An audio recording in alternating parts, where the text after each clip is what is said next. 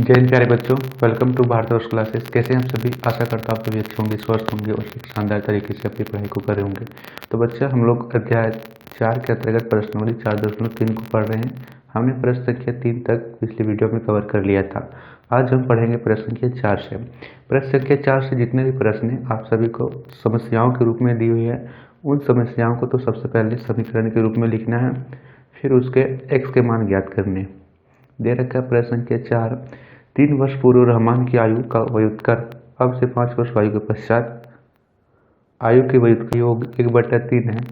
उनकी वर्तमान आयु ज्ञात कीजिए। एक लड़का रहमान है। अब यहाँ पे एक शब्द आ रहा है व्युत्क्रम।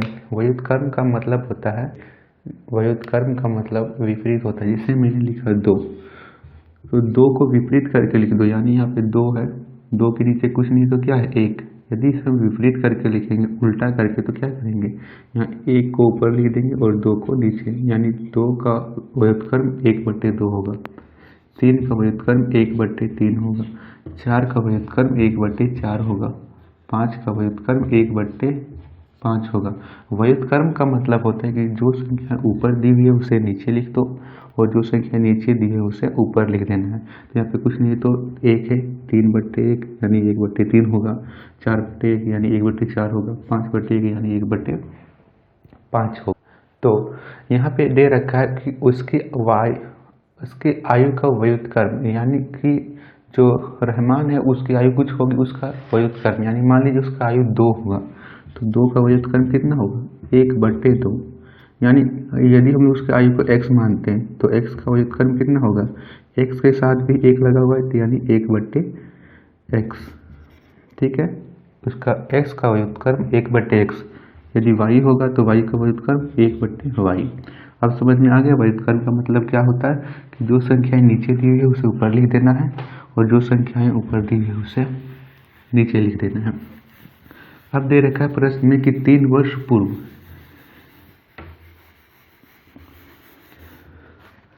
यहाँ पहले मानते हैं कि माना रहमान की वर्तमान आयु, और उसे हम लोग मान लेते हैं x वर्ष। यदि रहमान की वर्तमान आयु को हम लोग मानते हैं x वर्ष, तो 3 वर्ष पूर्व क्या होगा, x में क्या करें हम लोग कि उसकी 3 वर्ष पूर्व की आयु ज्ञात हो जाए। मैंने अभी कहा आपसे कि आपकी आयु है 15 वर्ष। 3 वर्ष पूर्व आपकी आयु क्या थी, 12 वर्ष। कैसे किया आपने, 15 में से आपने 3 को घटा दिया तो है 12 वर्ष। तो इसी तरह x में से हम लोग 3 को घटा देंगे। यहाँ लिखेंगे 3 वर्ष पूर्व रहमान की आयु। यदि अभी x वर्ष रहमान की आयु है तो 3 वर्ष क्या होगा, x में से 3 को घटा दीजिए। अब दे रखा है कि 3 वर्ष पूर्व रहमान की आयु x-3 आ गई। अब दे रखा है 5 वर्ष पश्चात, यानी अभी आपकी आयु 15 वर्ष है, तो 5 वर्ष पश्चात आपकी आयु क्या होगी, 5 वर्ष बाद 15 में से 5 जोड़ देंगे, 15 और 5 20 वर्ष। इसी प्रकार x में यदि हम लोग 5 वर्ष जोड़ दें तो x में यदि हम लोग 5 जोड़ दें तो 5 वर्ष बाद की आयु ज्ञात हो जाएगी। तो 5 वर्ष पश्चात रहमान की आयु x+5 होगी। x में 5 जोड़ेंगे तो हमें 5 वर्ष बाद की आयु ज्ञात हो जाएगी। अब देखिए कह रखा है 3 वर्ष पूर्व की आयु का व्युत्क्रम। व्युत्क्रम मतलब उल्टा। तो यदि x-3 है तो इसका व्युत्क्रम कितना होगा, 1/x-3। ठीक है, यहाँ पे कुछ नहीं तो 1 है, 1 को ऊपर ले गए तो 1/x-3। अब 5 वर्ष बाद की आयु का व्युत्क्रम, यानी x+5 है, इसको व्युत्क्रम करेंगे तो 1/x+5। अब आगे प्रश्न में दे रखा है कि 3 वर्ष पूर्व की आयु और 5 वर्ष बाद की आयु का व्युत्क्रम का योग 1/3 है। यानी इन दोनों का योग मतलब होता है जोड़, इन दोनों को जोड़ देंगे। प्रश्न के अनुसार अब चलते हैं। 1/3 यहाँ लिखेंगे, 1/x-3 जोड़ देना हमें, तो जोड़ 1/x+5 5 और इन दोनों का योग 1/3 के बराबर दे रखा है। अब इन दोनों को कैसे करेंगे, इस दोनों का एलसीएम लीजिए। यहाँ पे x प्लस, यहाँ पे x माइनस 3, यहाँ पे x प्लस 3, x माइनस 3, यहाँ पे है x प्लस 5। कैसे करेंगे, हमें इन दोनों का एलसीएम पता नहीं, तो यहाँ पे जो नीचे में संख्याएं दी हुई है उसे जैसे ही लिख दीजिए, जैसे ही लिख दीजिए। यहाँ पे x माइनस 3, तो यहाँ पे हमने x माइनस 3 को लिख दिया। यहाँ पे x प्लस 5, तो x प्लस 5 को लिख देना है। ऊपर में क्या करेंगे, 1 को गुना करेंगे x प्लस 5 से, तो कितना आएगा x प्लस 5। यहाँ पे इसमें प्लस, तो प्लस 1 को गुना करेंगे x माइनस 3 से, तो x माइनस 3। अब यहाँ से देखिए x प्लस 5 है तो x प्लस 5 लिख देंगे। अब यहाँ पे प्लस और x, प्लस और x कितना हो गया, प्लस x। यहाँ पे प्लस और माइनस, प्लस और माइनस कितना हो गया, माइनस 3 बटा x को x से गुना करेंगे तो x स्क्वायर, x को 5 से गुना करेंगे तो 5x, 3 को x से गुना करेंगे तो माइनस 3x, 3 को 5 से गुना करेंगे 3 × 5 = 15, माइनस प्लस माइनस यानी माइनस का 15, और इधर कितना था 1/3, इसे हमने यहाँ पे लिख दिया। अब यहाँ देखिए बच्चा, ऊपर में क्या आएगा, यहाँ पे x और x 2x, 5 और 3, प्लस 5 और माइनस 3, प्लस माइनस माइनस, 5 में से 3 गया तो माइनस का 2 बटा x स्क्वायर, तो x स्क्वायर लिख देंगे, plus 5 minus 3, plus minus minus, 5 में से 3 गया तो 2x, माइनस 15 बराबर 1/3। ठीक, अब यहाँ से देखिए, यहाँ क्या कर, इसके बाद से हम सभी को करना है क्रॉस मल्टीप्लाई। 2x को 3 से गुना करेंगे तो 6x, 2 को 3 से गुना करेंगे तो माइनस 6x माइनस 6। अब इसको करना है, x स्क्वायर को 1 से गुना करेंगे तो x स्क्वायर, 2x को 1 से गुना करेंगे तो प्लस 2x, 15 को 1 से गुना करेंगे तो माइनस 15। अब देखिए इस समीकरण को एक साथ लिख दीजिए। क्या करना है, इस समीकरण को एक साथ ले दीजिए। यहाँ तक नजर आ रहा है, यहाँ तक नजर आ रहा है, यहाँ पे देखिए, इसे मैं थोड़ा सा ऊपर करके लिख देता हूँ ताकि यह सही से नजर आ जाए। देखिए 2x को 3 से गुना करें तो आया 6x, 2 को 3 से गुना करेंगे तो माइनस 6 बराबर x स्क्वायर को 1 से गुना करेंगे तो x स्क्वायर, 2 को 1 से गुना करेंगे तो 2x, और माइनस 15 को 1 से गुना करेंगे तो माइनस 15। इस समीकरण को हम एक साथ लिख देना है, यानी x square plus 2x minus 15 को इसके साथ लेके आएंगे तो इसका चिन्ह बदल जाएगा। तो इधर लेके आएंगे तो इधर का चिन्ह माइनस का बदल जाता है, इधर का चिन्ह बदल जाता है। यहाँ पे x और x, 2x प्लस और माइनस माइनस, 5 में से 3 गया तो 2, दोनों में से बड़ा क्या 5, यहाँ पे प्लस आएगा, यहाँ पे प्लस। अब देखिए x square plus 2x minus 15, इन दोनों समीकरण को एक साथ लिख देना है। तो 6x प्लस 6 इसके साथ होगा तो इसका चिन्ह बदल जाएगा, प्लस का 6 है तो यह होगा माइनस का 6x, और यह प्लस का 6 है तो यह होगा माइनस का 6 बराबर 0।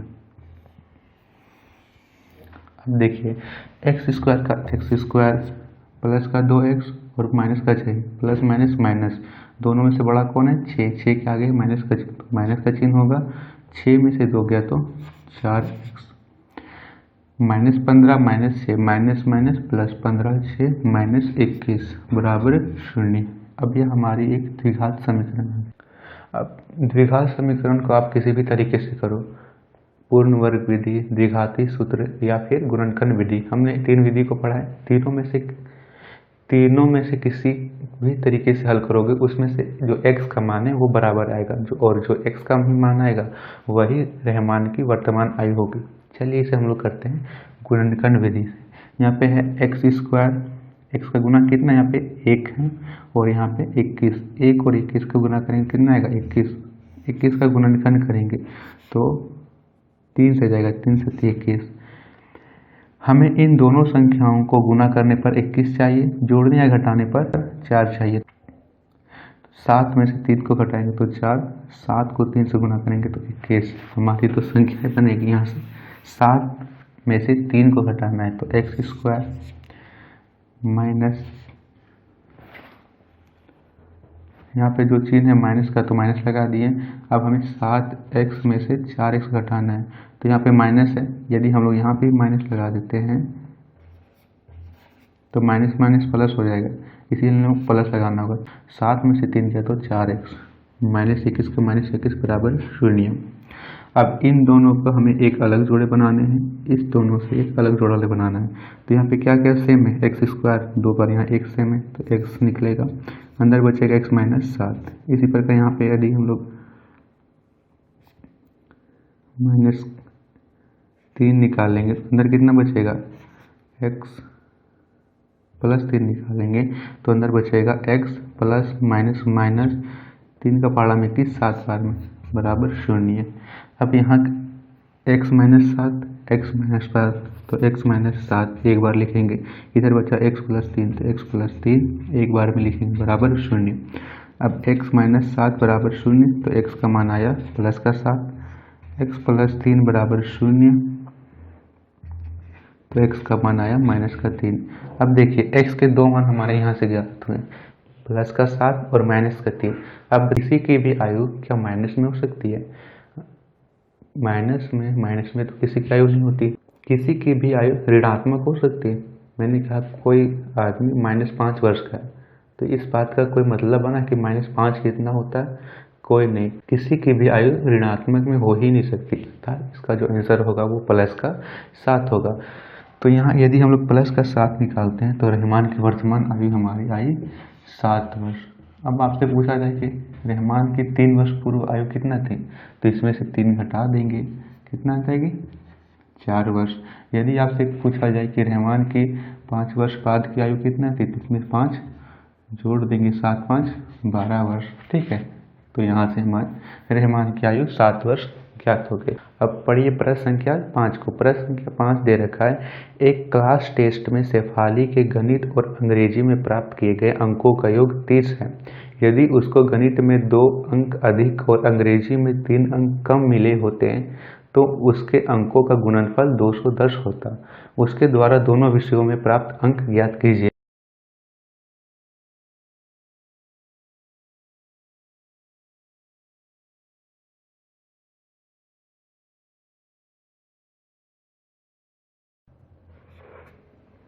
अब यहाँ पे एक समस्या बड़ी है कि एक समस्या छात्रों के साथ आती है कि सर इसमें माने क्या। हम यहाँ पे लिख देते हैं कि रहमान की आयु माने, जो दे रखा रहमान की आयु माने, तो आखिर यहाँ पे मानना क्या होता है। देखिए जो प्रश्न में दे रखा है ना उसे ही मान लीजिए। हमें ज्ञात क्या करने हैं कि दोनों विषयों में प्राप्त अंक, विषय कौन कौन से हैं, पहले है गणित और अंग्रेजी, तो उसे ही मान लीजिए कि मान लीजिए गणित में प्राप्त अंक और अंग्रेजी में प्राप्त अंक, जो ज्ञात करना है उसे ही मान लेना है। ठीक है, अब देखिए एक लड़की है शेफाली, उसको गणित और अंग्रेजी में कुल मिलाकर 30 अंक मिलते हैं, यानी अंकों का योग 30। मान लीजिए 10 मिला होगा या फिर 20 मिला होगा तो 30 हो गया, या फिर मान लीजिए मैथ है और यहाँ पे इंग्लिश है, मैथ में 10 मिले होंगे, इंग्लिश में 20 तो 30 है, या फिर मैथ में 20 इंग्लिश में 10 तो 30 है, या फिर दोनों में 15-15 मिले होंगे। हमें कुछ प्राप्त नहीं है कि दोनों में से कितने कितने अंक मिले होंगे, सिर्फ योग दे रखा है कि दोनों का योग 30 होता है।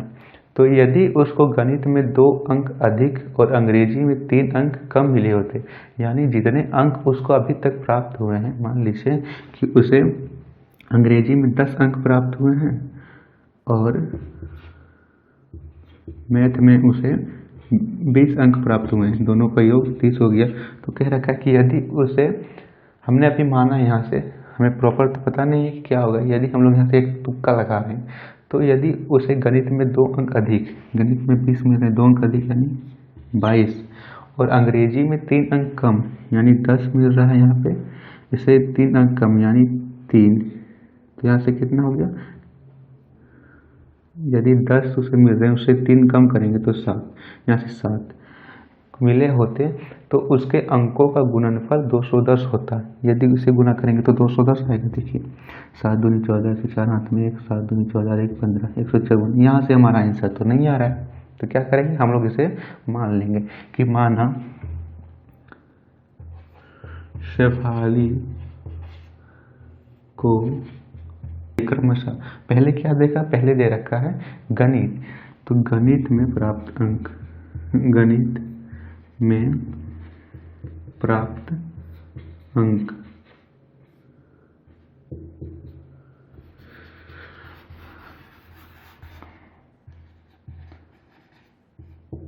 x है। यदि उसे गणित में प्राप्त अंक x है तो शेफाली को अंग्रेजी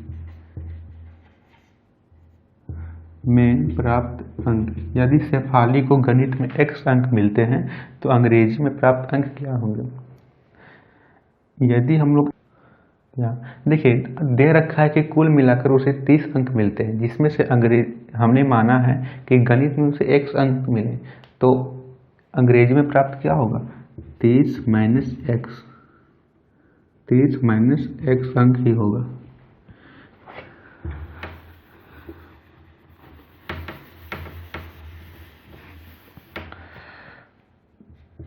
अब यहाँ पे 30 माइनस x क्यों लिखा, देखिए मान लीजिए यहाँ पे होता 10, मैंने यहाँ पे माना कि उसे अंग्रेजी गणित में प्राप्त अंक 10 है, तो दोनों और अंकों का कुल योग 30 है, तो उसे अंग्रेजी में कितने अंक मिले होते हैं। यदि उसे मैथ में 10 अंक मिले हैं और अंकों का कुल योग 30 है, तो गणित में, तो अंग्रेजी में कितने मिले होंगे, 30 में से 10 घटाएंगे तभी तो होगा, 30 में से 10 घटाएंगे तभी तो आया 20, 20 तो आपने किया था ना, तो 20 इसलिए होगा। तो हमने 30 में से जो यहाँ पे अंक आएगा उसे हम लोग घटा देंगे, तो हमने 30 माइनस x किया। अब प्रश्न से चलते हैं, प्रश्न से, अब प्रश्न में क्या दे रखा है, प्रश्न में दे रखा है कि जो गणित है उसमें 2 अंक अधिक और अंग्रेजी में 3 अंक कम मिले होते हैं। अभी तो उसे मिल रहा है x, 2 अंक अधिक यानी x में से 2 जोड़ देंगे तो x प्लस 2, और अंग्रेजी में 3 अंक कम, अभी तो मेरे 30 माइनस x, 30 में से 3 घटाएंगे तो कितना बचेगा, 27 माइनस x का गुणनफल, तो दोनों को गुना कर दिए, कितना है 210 है, 210 आ गया। अब इसे सॉल्व कर लीजिए, x को 27 से गुना करेंगे तो 27x, x को x से गुना करेंगे तो x स्क्वायर, प्लस 27 को 2 से गुना करेंगे तो 7 दूनी 14 का 4, हाथ में 1, 2 दूनी 4 और 1 5, 54, माइनस 2 को 1 से गुना करेंगे तो 2x बराबर का 210। अब यहाँ पे है 27x, 2x plus minus minus, 27 में से 2 गया तो बचा 25x minus x square plus 54 बराबर 210। अब 210 को इधर लेके आइए, ये है इधर प्लस का, इधर आएगा तो होगा माइनस का, तो 25x minus x square plus 54 minus 210 बराबर 0, यहाँ से आ गया। अब देखिए बच्चा, यहाँ पे 210 में से 54 घटाना है, तो 210 में से 54 घटाएंगे तो 10 में से 4 गया तो 6, 10 में से 5 गया तो 5, बचेगा 156, कितना बचेगा 156, यहाँ पे लिख दीजिए, तो 25x minus x square minus 156 बराबर 0। अब यह हमारे आ गया द्विघात समीकरण। इसे द्विघात समीकरण के जो मानक रूप होता है उसके रूप में लिख देंगे और फिर उसे हम लोग कोई भी तरीके से हल कर लेंगे। तो यहाँ पे लिखते हैं माइनस एक्स स्क्वायर, क्योंकि इसके साथ माइनस लगा हुआ है इसलिए minus x square plus 25x, यह है प्लस का 25x माइनस 156, माइनस 156 बराबर 0।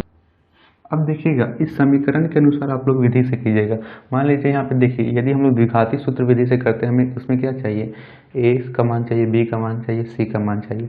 यहाँ पे जो c का मान है वो बहुत ही ज़्यादा दे रखा है, तो द्विघाती सूत्र में ज़्यादा गुना करना पड़ेगा, इसमें नहीं करते हम लोग। देखते हैं संख्या का पूर्ण वर्ग में क्या करना था, स्क्वायर करके फिर आगे करना पड़ता है। तो आसान विधि से कर लीजिए हम लोग, यदि इसमें तो यहाँ पे आसान विधि से कर लेंगे, क्योंकि प्रश्न में तो दे ही रखा है कि हमें किस विधि से प्रश्न को हल करना है। यदि विधि दे रखा होता तो हम लोग विधि से करते हैं, तो हम लोग इसे सरल तरीके से करते हैं गुणनखंड विधि। एक्स स्क्वायर का गुना कितना 1, और यहाँ पे 56, 156 को गुणनखंड करेंगे 2 सती 14, 2 अठी 16, 2 तिया 6, 2 में 18, 2 फिर 3 से जाएगा, 3 एकम 3, 3 तिया 9। अब देखिए इन संख्याओं से हमें दो ऐसी संख्या बनानी है जिसका गुणा करने पर 156 है, जोड़ने या घटाने पर 25x है। तो 2 दूनी 4, 4 तिया 12, 12 और 13 को गुना करेंगे तो 156, 13 में से 12 को जोड़ेंगे तो 25। तो -x² plus 13x plus 12x minus 156 बराबर 0। अब यहाँ पे है कुछ, इन दोनों को अलग जोड़ा बनाइए, इन जोड़ों से अलग जोड़े बनाइए। तो यहाँ पे हम यहाँ पे 2x है, यहाँ पे x निकाल लेंगे, अंदर बचेगा -x, माइनस का चिन्ह रहेगा प्लस 13। अब यहाँ बचा -x प्लस 13, तो यहाँ पे भी -x प्लस 13 ही आना चाहिए। यहाँ पे प्लस का 12, तो प्लस के 12 में हम लोग यहाँ पे 12 निकाल लिए, तो अंदर बचेगा x, प्लस का बचेगा, इसीलिए हम लोग यहाँ से माइनस का 12 निकालेंगे, तो अंदर कितना बचेगा माइनस का x, 12 का पहाड़ा में 56, 13 बार में तो प्लस 13 बराबर 0। यहाँ से बचा -x प्लस 13, यहाँ से बचा x माइनस 12 बराबर 0। अब -x बराबर 13 क्या करना है, एक बार फिर से 0 के बराबर कीजिए, तो यहाँ से क्या आएगा -x प्लस 13 बराबर 0, यानी x का मान आया 13। चूँकि यहाँ पे -x और इधर आएगा -13, माइनस से माइनस कट गया तो x का मान आया 13, इधर आएगा x माइनस 12 बराबर 0, x का मान आएगा प्लस का 12। तो x के दो मान आए हैं और दोनों ही मान धनात्मक में आए हैं। यदि x का मान यदि एक ऋणात्मक में आता तो हम लोग बोल सकते हैं कि जो ऋणात्मक का मान इसमें नहीं होगा, लेकिन दोनों आए हैं यहाँ पे धनात्मक में। या तो गणित में उसे 13 अंक मिले होंगे, तो उसे मिले होंगे अंग्रेजी में 13 में से 12 घटाएंगे तो यहाँ लिखेंगे हम लोग कि गणित में प्राप्त अंक, यदि उसे गणित में एक बार 13 ले लीजिए, गणित में उसे 13 अंक प्राप्त हुए तो अंग्रेजी में कितने होंगे, अंग्रेजी में प्राप्त अंक 13 में से 30 में से 13 घटाएंगे तो बचेगा 17। ठीक है, यहाँ से उसे 17। या दो अंतर आ सकते हैं, यदि हम लोग x का मान 12 लेते हैं तो गणित में उसे कितने प्राप्त होंगे, गणित में उसे प्राप्त होंगे 12, अंग्रेजी में कितने प्राप्त होंगे बताइए जरा सा, अंग्रेजी में कितने होंगे। यदि गणित को हम लोग माने 12 तो अंग्रेजी में 30 में से 12 घटाएंगे तो 18। तो इसके आंसर दो आ सकते हैं, 13 17 या फिर 12 18, या तो प्रश्न संख्या 5। प्रश्न संख्या 6 को लगाइए, प्रश्न संख्या 6 को देखते हैं। प्रश्न संख्या 6 दे रखा है, एक आयताकार खेत का विकर्ण उसकी छोटी भुजा से 60 मीटर अधिक लंबा है। यदि बड़ी भुजा छोटी भुजा से 30 मीटर अधिक हो तो उसकी भुजाएं ज्ञात कीजिए। खेत की भुजाएं ज्ञात कीजिए। आयत क्या होता है, आयत होता है जिसकी आमने सामने की भुजा बराबर होती है। ठीक,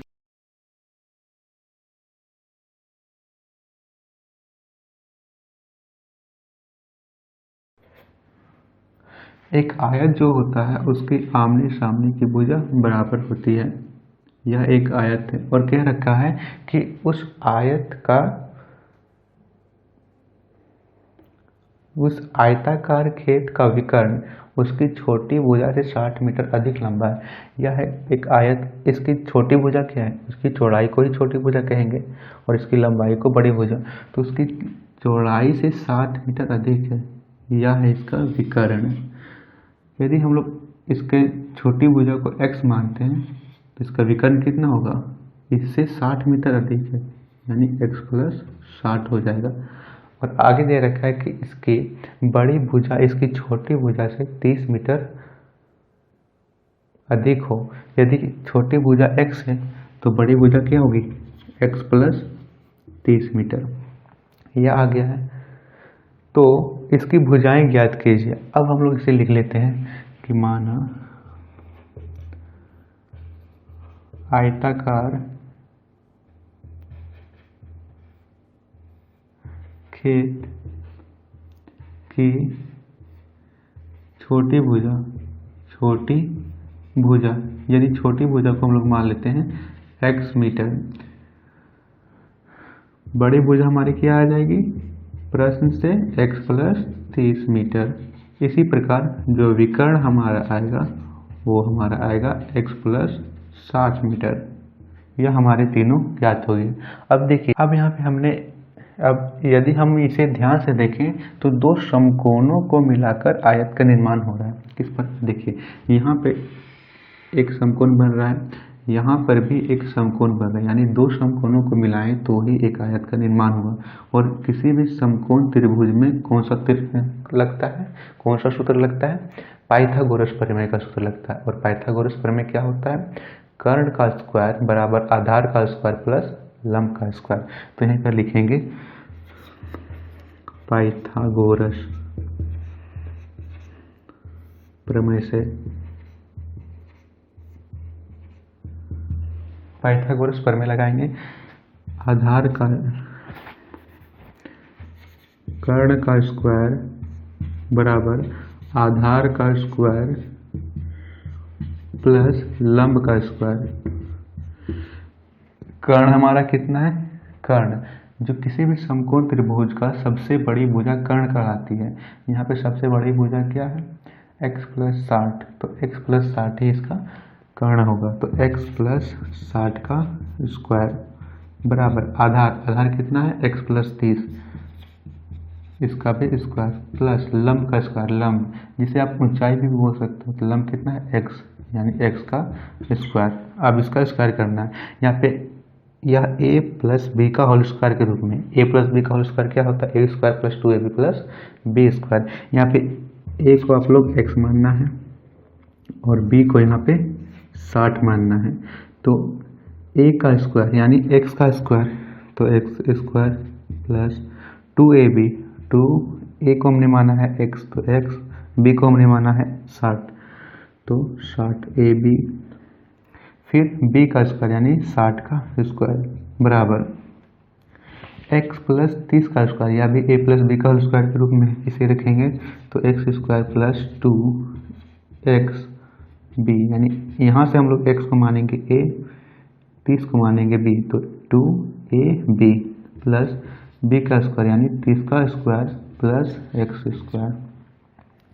अब x² प्लस 2 को 60 से गुना करेंगे तो 6 दूनी 12, 120 x, 60 दूनी 120 आया, x का x प्लस 60 का स्क्वायर, 60 का स्क्वायर, पहले 6 का स्क्वायर करिए, 6 × 36, और कितना जीरो आएगा, यहाँ पे कितना है स्क्वायर में 2, तो 2 जीरो बराबर x² का x² प्लस 2, 30 दूनी 60 x प्लस 3 का स्क्वायर, 3 × 9, जो शून्य कितना लगाना है 2, 900 प्लस x²। अब देखिए इसके आगे मैं यहाँ पे करवाता हूँ, आप सभी को यहाँ से भी समझ में आएगा। देखिए x², तो यहाँ इसे लिखेंगे x² प्लस 120x प्लस 3600 बराबर, यहाँ पे है x² और x² कितना हो गया 2x², तो 2x² प्लस 60x प्लस 900। अब इस समीकरण को इधर लेके आते हैं, इसके साथ लिखते हैं, तो x² प्लस 120 x था, तो 120x प्लस 360, ये प्लस का 2x² इधर आएगा तो माइनस का 2x² प्लस का 60x इधर आएगा तो माइनस का 60x प्लस का 9, तो इधर आएगा माइनस का 900। जब भी बराबर के इधर ले आते हैं तो जो चिन्ह होता है वो परिवर्तित हो जाता है, यदि प्लस का है तो माइनस का, और यदि माइनस का है तो प्लस का हो जाता है।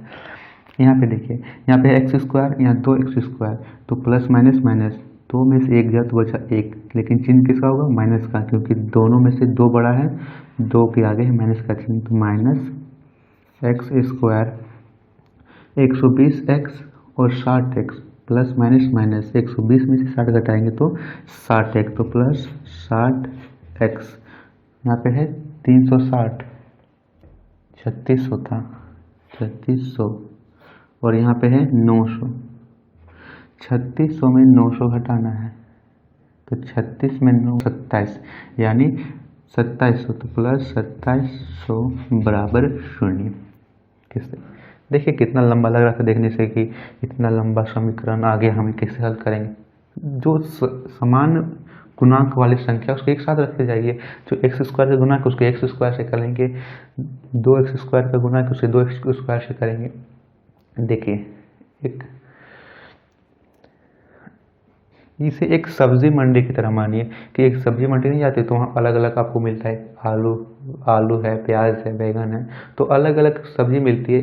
लेकिन उस अलग अलग सब्जियों को क्या करते हैं, छांटते हैं और छांट के उसे एक ग्रुप में रखते हैं। जो आलू का ग्रुप होता है उसे आलू में रखते हैं, जो भिंडी का ग्रुप होता है उसको भिंडी में रखते हैं, जो सेम का ग्रुप होता है, जो बंदा गोभी का ग्रुप होता है, तो अलग अलग ग्रुप में कर रखते हैं। तो इसे भी देखिए, मान लीजिए एक्स स्क्वायर का है तो उसे एक्स स्क्वायर के साथ ढूंढिए। अब एक्स स्क्वायर है तो एक्स स्क्वायर को ही ढूंढिए। अब यहाँ पे और नहीं देखना है कि यहाँ पे इतना है, क्या करेंगे, समान जो एक गुणांक है उसके एक साथ ढूंढना है, उससे हल करते जाना है। तो यहाँ पे हमारा समीकरण आया -6 स्क्वायर प्लस का 60x प्लस का 2700। अब इस समीकरण का आप लोग किसी भी तरीके से हल कर सकते हो। बताइए आप सभी को सबसे आसान तरीका कौन सा लगता है? समीकरण के अनुसार ही आसान लगेगा। यदि यहाँ पे जो मान है वो बहुत बड़ा दे रखा है तो गुणनखंड विधि से करेंगे, मान छोटा है तो द्विघाती सूत्र से करेंगे या फिर पूर्ण वर्ग। तो यहाँ पे -x स्क्वायर प्लस 60x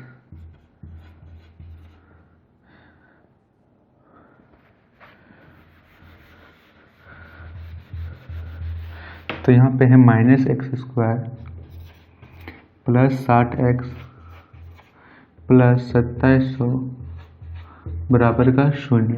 इसे हम लोग करते हैं गुणनखंड विधि से। गुणनखंड विधि से क्या करना है, एक्स स्क्वायर के गुणांक को अंतिम पद से गुना करना है। तो एक्स स्क्वायर का गुणांक कितना है, यहाँ पे एक की गुना करेंगे 2700 से तो होगा 2700। 2700 के गुणनखंड के जिसका फैक्टर करेंगे तो कितना आएगा, 3 से देते हैं, 3 में 27, फिर 3 से देंगे, 3 3 9, फिर से यहाँ पे 3 से तो 3 एकम 3, फिर यहाँ पे देते हैं 2 से तो 50, फिर 2 से तो 25, फिर यहाँ पे आएगा 5 से तो 5 5 25। इसका आया 3 गुने 3 गुने 3 और यहाँ पे आया है 2 गुने 2 गुने 5 गुने 5, 5 5 50 50 50 50 दूनी 100 100 होती है, 300 300 होती है, 900 होती है, 2700। ठीक है, अब देखिए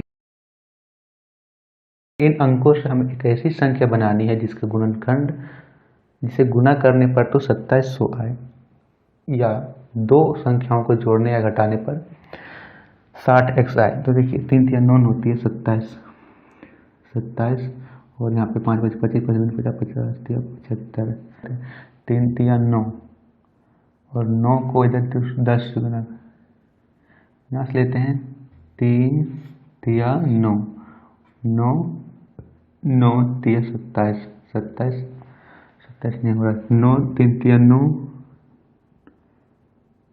9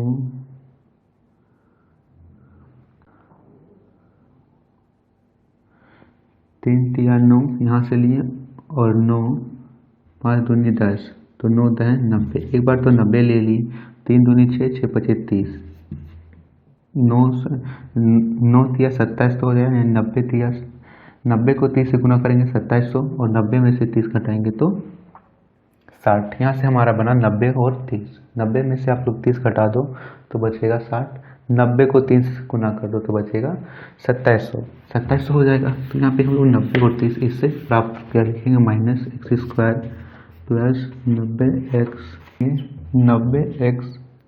माइनस 90 में से हमें क्या करना है, 30 को घटाना है, तो 90 से -30x प्लस 2700 बराबर 0।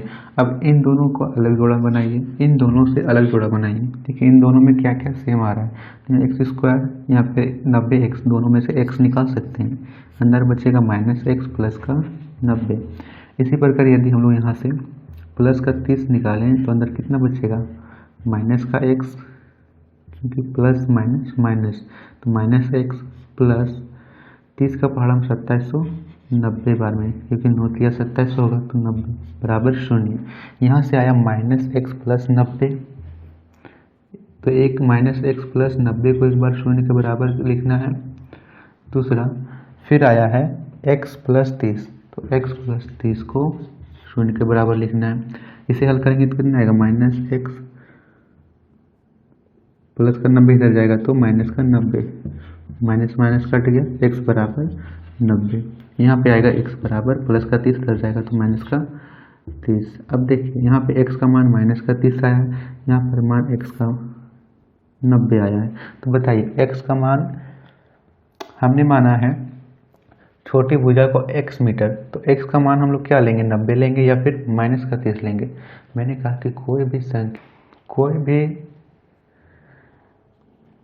यदि x का मान ऋणात्मक में आ जाता है तो उस ऋणात्मक वाले मान को नहीं लेते हैं, खासकर उस समय जब प्रश्न दिया हुआ हो समस्याओं के रूप में। तो यदि हम लोग यहाँ से हम लोग को प्रैक्टिकल हम लोग यहाँ से देख भी सकते हैं, यदि हम लोग x का मान -30 लेते हैं तो छोटी भुजा क्या होगी, -30। तो क्या किसी भी आयत की भुजा -30 हो सकती है। आप लोग इसे प्रैक्टिकली समझो कि मैंने कहा आप लोग को -30 सेंटीमीटर या -30 मीटर की आप रेखा खींचो, तो क्या आप -30 मीटर की एक लाइन खींच पाओगे।